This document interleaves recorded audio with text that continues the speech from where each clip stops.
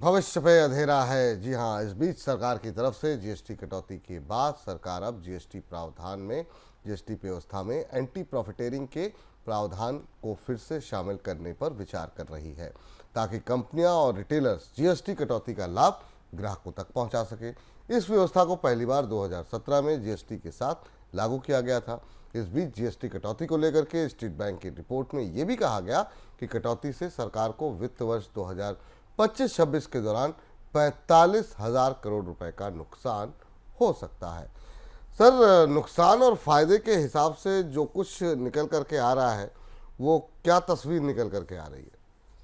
अब विपुल जी, पहले तो ये जो एंटी प्रॉफिटेरिंग वाला पूरी बात है ना, ये जीएसटी के पहले कार्यकाल में सफल नहीं हुई। ना तो कोई फैसले हुए, ना कंपनियों ने पास ऑन की रियायतें, और उसके खिलाफ कार्रवाई भी नहीं हुई।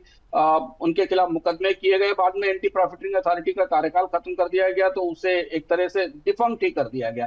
तो इस मामले में तो उपभोक्ताओं को कोई लाभ नहीं मिला। जहां जहां जीएसटी कम भी हुआ पिछले सालों में, उसमें उसके बाद उत्पादों की कीमतों में, सेवाओं की कीमतों में कोई कमी नहीं आई। तो एंटी प्रॉफिटियरिंग का तो पेंडोरास बॉक्स दोबारा खुलेगा और इस पर फिर बहस और चर्चा होगी। सवाल पूछे जाने चाहिए कि आखिर कंपनियों को जो रियायती थी वो क्यों नहीं मिलती। दूसरी चीज है कि अब सरकार, ये सारा उत्साह जो यूफोरिया 2-3 दिन पहले तक बना था और जो रेट लिस्ट घूम रही थी, अब वास्तविकता पे तथ्यों पर बात शुरू हुई है। तथ्य है कि रेवेन्यू लॉस कितना होगा अगले साल। इससे 85,000 करोड़ का नुकसान होने की संभावना है। इस साल करीब 40-45,000 करोड़ माना जा रहा है, अगर इसे हम देखते हैं कि लागू हो पाता है इस वित्त वर्ष में, अक्टूबर के बाद से। हालांकि अभी बहुत मुश्किल है, फिंगर्स क्रॉस्ड है। अभी तो डिस्कशन नहीं शुरू हुआ है, पूरा सिस्टम बनाना। अगर ये दो स्लैब का स्ट्रक्चर आता है, 85,000 करोड़ के रेवेन्यू के लॉस का अरेंजमेंट सरकार को करना होगा, तब इसके बाद ये लागू किया जा सकेगा और इसमें राज्यों को होने वाले लॉस की भरपाई करनी पड़ेगी।